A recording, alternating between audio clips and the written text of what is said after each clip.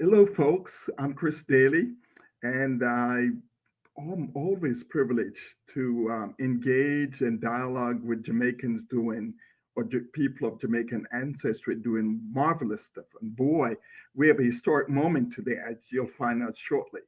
It is my privilege and pleasure to enter into dialogue with Dave Neslyn. She's an executive coach for both individuals and groups, and she enters into organization where there's no conflict of interest. She's made significant contribution to fields of both personal and career growth in both the public and the private sector, in banking, in local government, in commerce. And she's taken all this rich talent and practice it voluntarily in brown and black communities to make a difference to raise the quality of life of folks.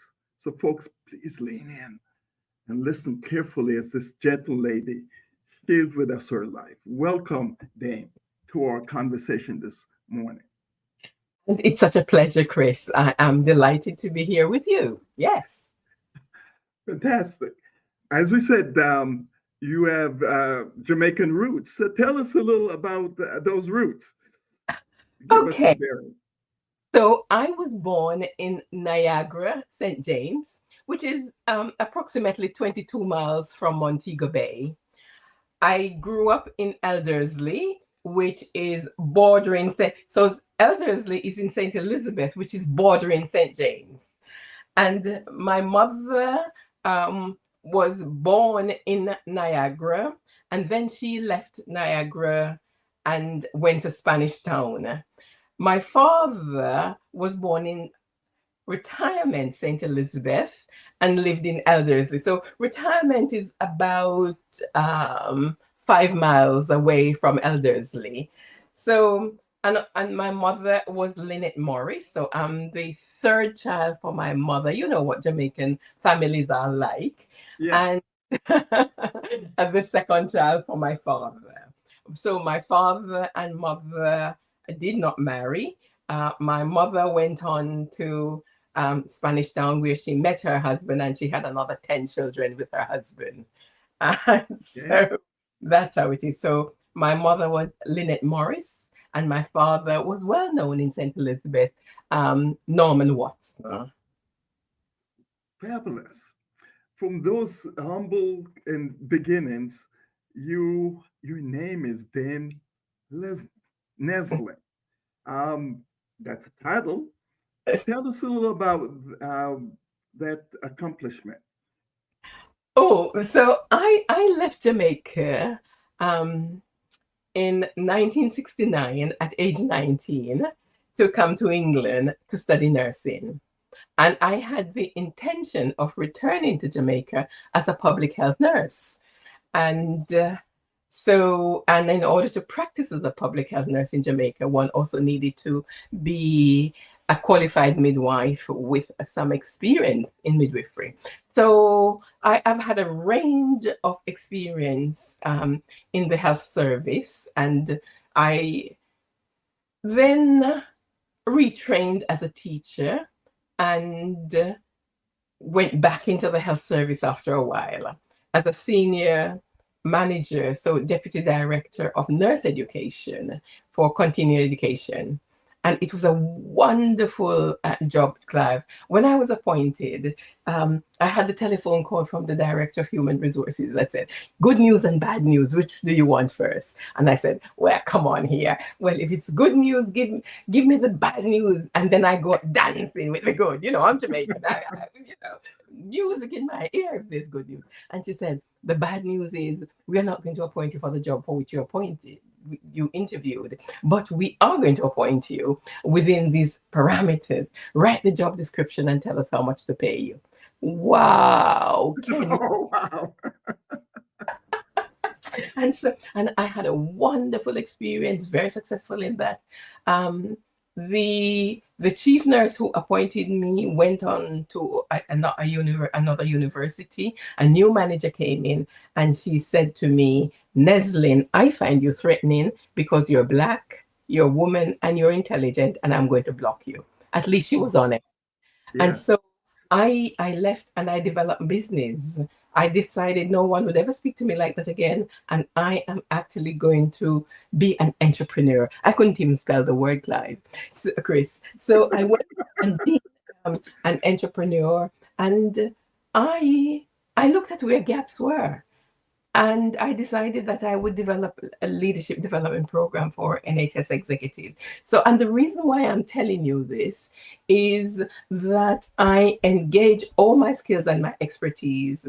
And I was then very successful, made a significant contribution to the British National Health Service. And the former Queen honored me 3 times for my work.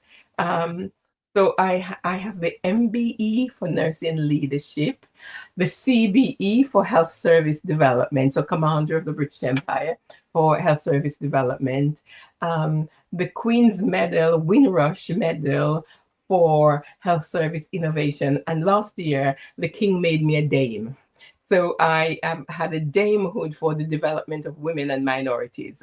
So a big story. Well, it's a huge, tremendous story, and congratulations on that. And it tells me something about your way of overcoming challenges, be it people or circumstances. Um, and it's somewhat of the in the DNA of migrants. Yes. That's one. You chose at the age of 19 to go to the UK. Why not the US or Canada or the other principal places? What made the UK the place of choice?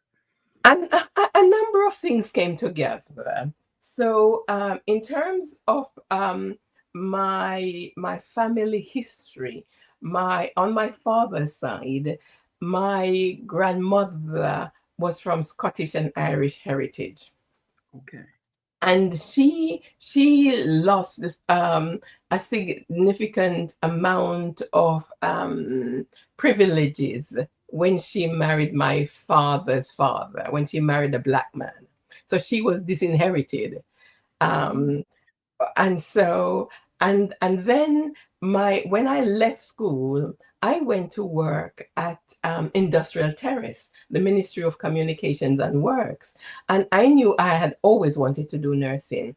And see, and it was at the time when the new Montego Bay Hospital was being built, and there were a number of engineers who were at Industrial Terrace who were from England. And I spoke to them and I said, and I was working in the registry.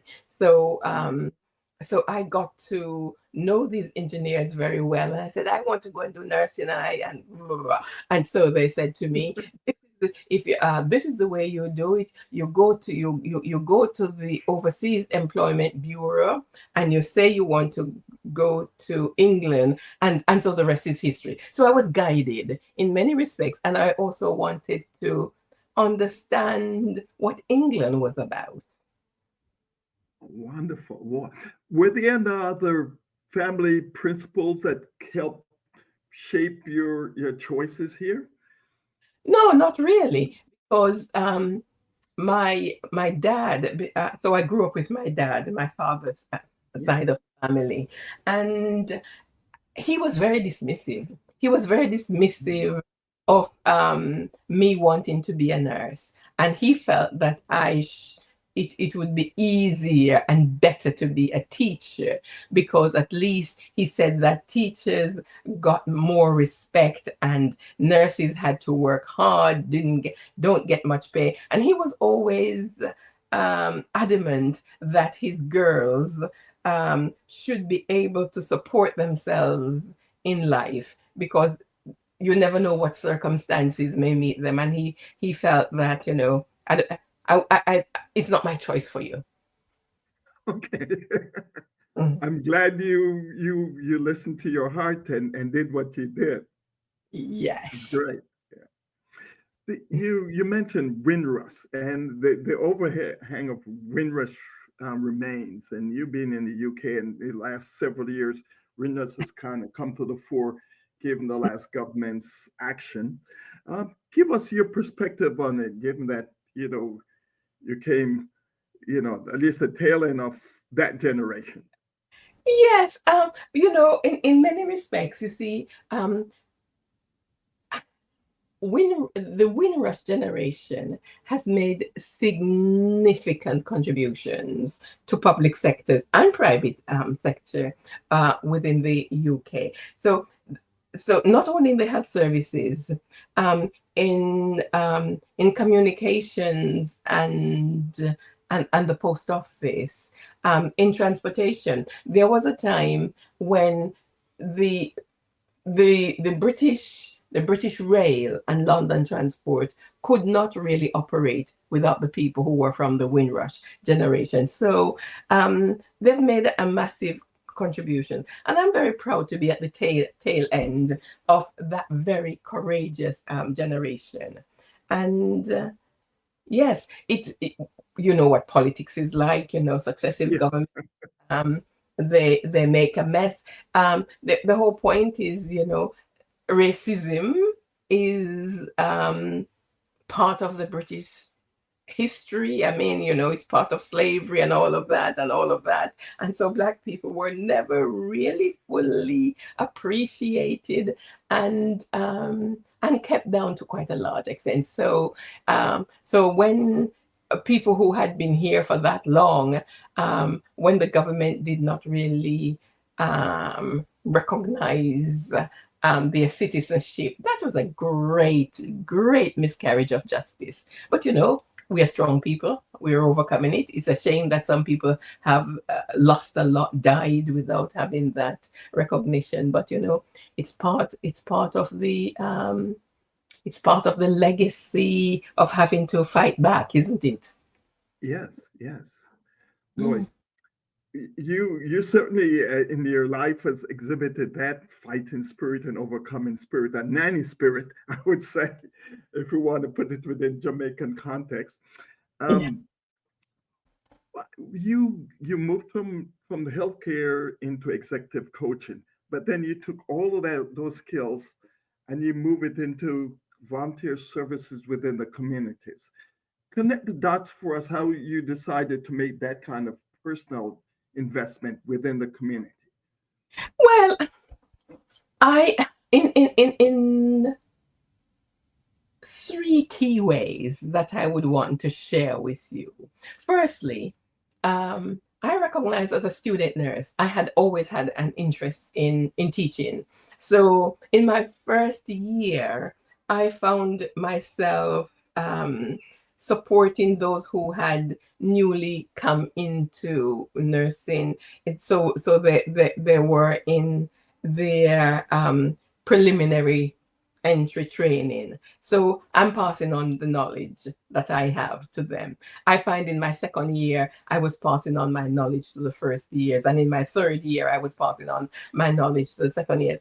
And I often wonder, was that something of trying to meet daddy's expectation? Because he had always wanted me to be a teacher. Right. so, so, um, so that's that. And as I said, when I got married, I thought that if children were to come, it would be easier in terms of managing time to be a teacher rather than being a nurse, because you have the holidays, better plan the Right. holidays and so forth. But children never came. And I worked in colleges and in university, and then I went back into the health service when there was a new way of educating nurses. The focus was very much more on prevention of illness.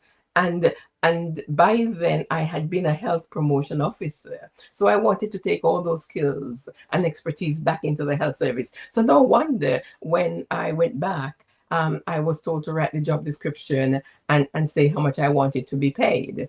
So, Mm. so I, so that's one element. Now, as a health visitor, which I had been, which is a public health nurse, my fieldwork practice was in Brixton, which people who are not in England would hear about Brixton because it's one of those places where many people from the Caribbean congregated.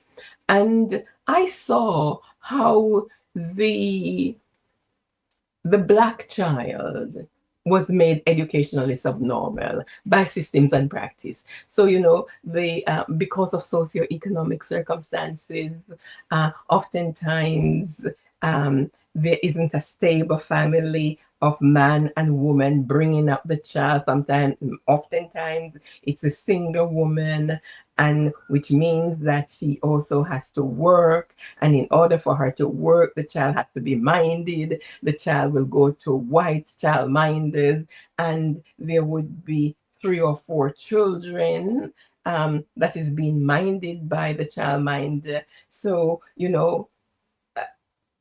there's a way of controlling the children. They had what you call play pens. So the children put into play pens, 2 or 3, sometimes 3, but often 2 in a playpen without proper stimulation, without being spoken to, they were left to their own. And so I thought, oh my God, this is no way. To bring children up. And by the time then the child gets to school, it's language development is not ahead. So then they say the child is retarded, but the child isn't retarded. The child just did not have sufficient stimulation.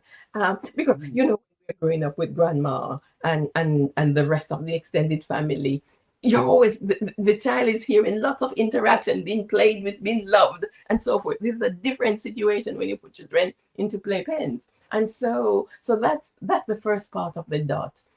To see that when they go to school, then they don't make the same,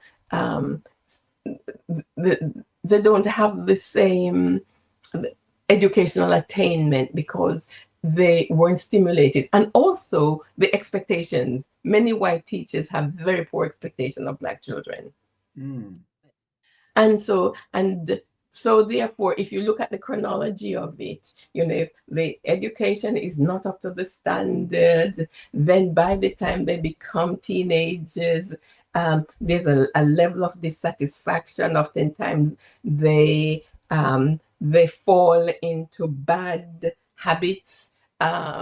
They fall into bad habits, and so they find themselves sometimes in gangs, and then it's the beginning of the penal justice system. Then oftentimes more, they're in probation, and then before some of them are in prisons. So, I looked at what was happening to my people. I say my people, and that didn't actually sit well with me. And so I've made a significant contribution in supporting the Black community. That's tremendous to have that kind of insight, but not the insight, but taking action to do that. Since you were honored for some of this work, what were some of the, what do you call it, the achievements that were recognized for this kind of investment on yourself? Well, in many ways, I worked with 22 of the multinationals in London. So it was places like a number of the banks. They came together through the London Enterprise Agency, BBC, London Transport.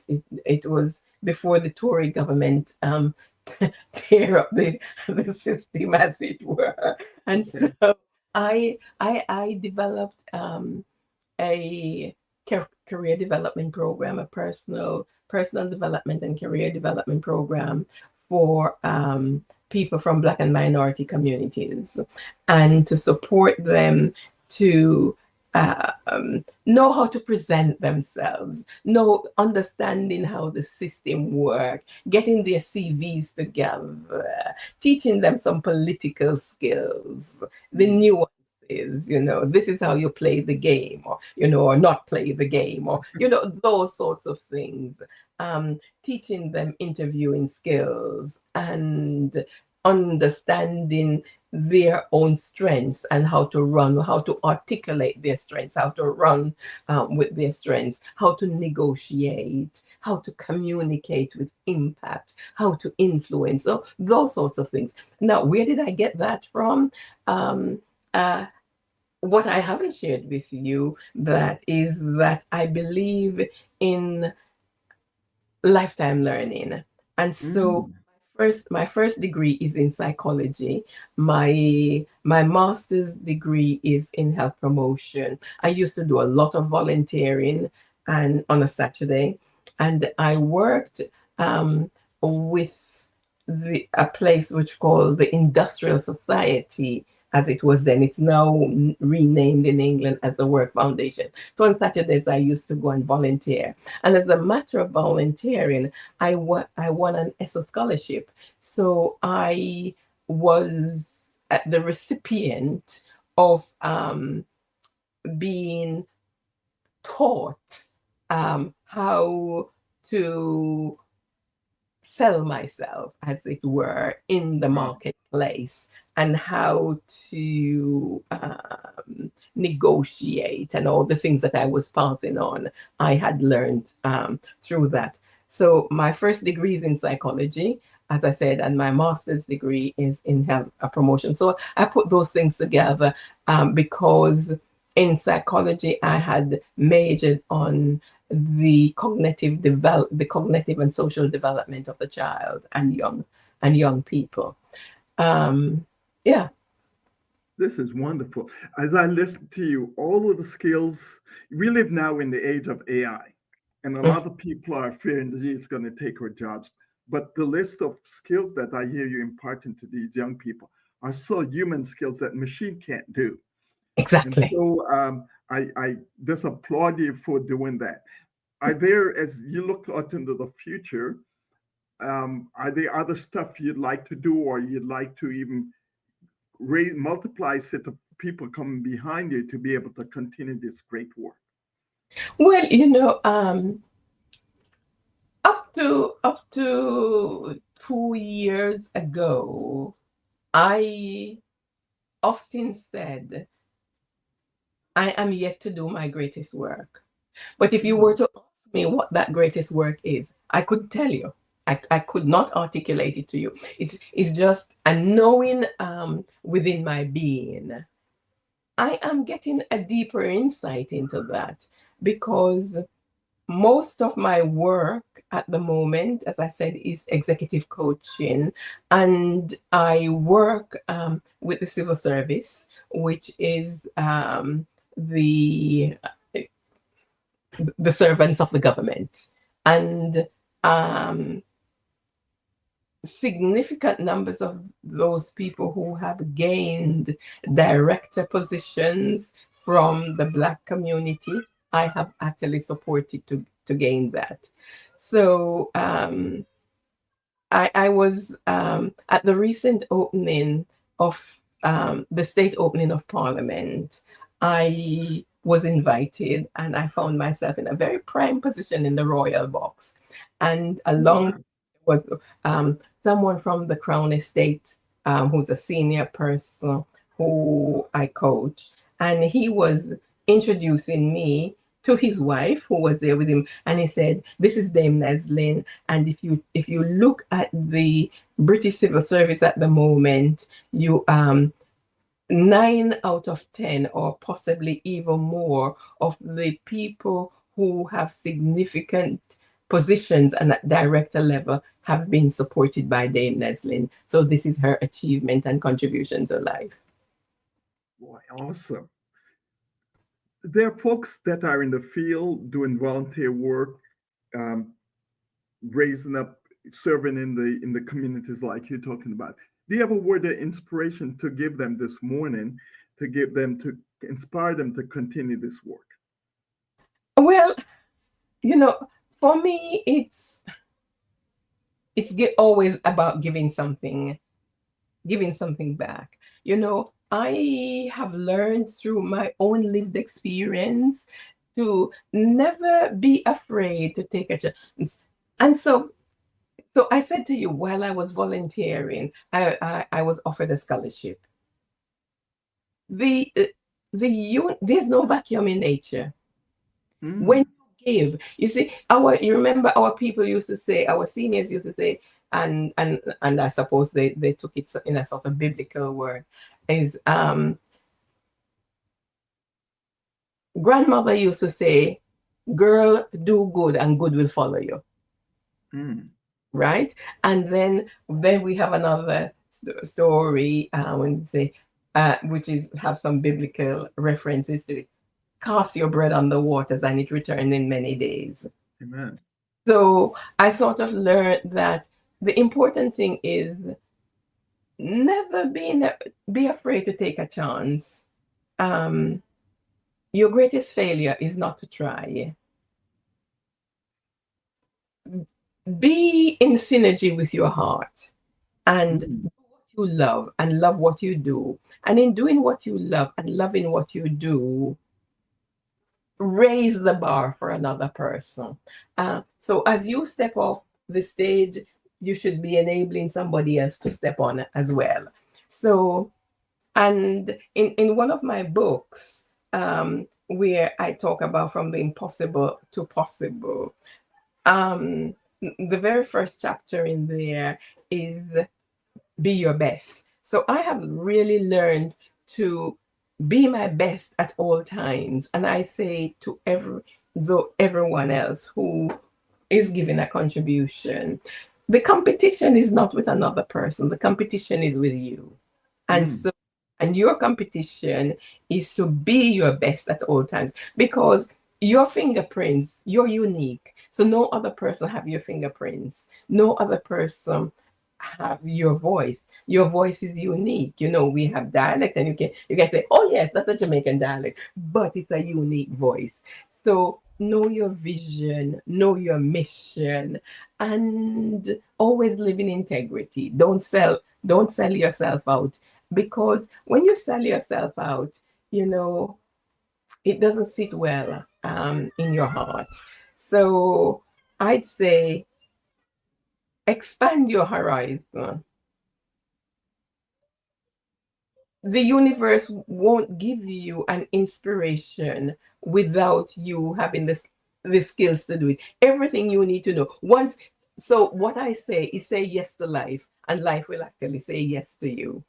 Energy will go where your attention is. When you put your attention in, even if you don't know how, that's not the important thing. Is to know why. Why are you interested? Why are you engaged? Why do you want to make a contribution? And when you are clear about your why, the universe will bring all the things that you need. So when you put your attention onto something, energy goes where attention is. And where your attention is, there you are.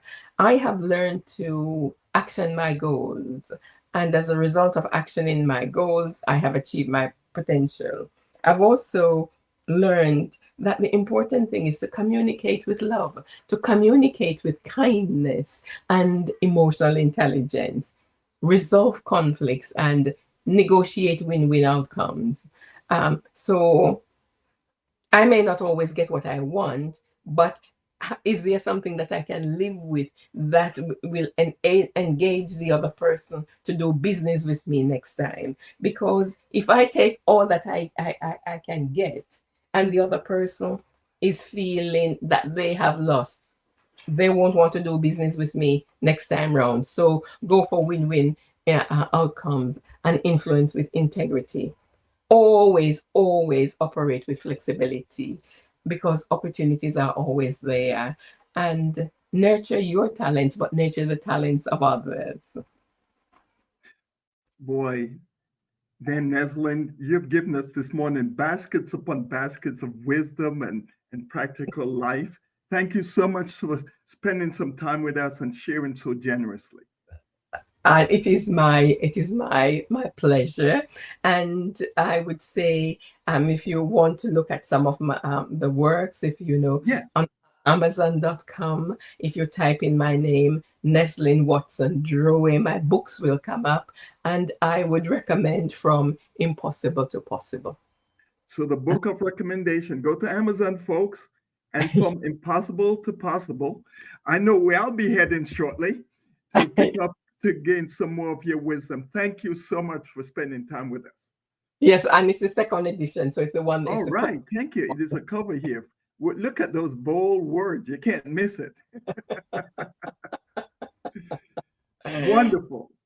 Okay. Maybe we should have another interview just to talk about the details of some of the, that's on the work itself. We've talked about your life, and we can certainly have a follow-up talking about some of the what you've captured here beyond what we've talked about this morning. It would be my pleasure. Absolute pleasure. Oh, fantastic. God bless.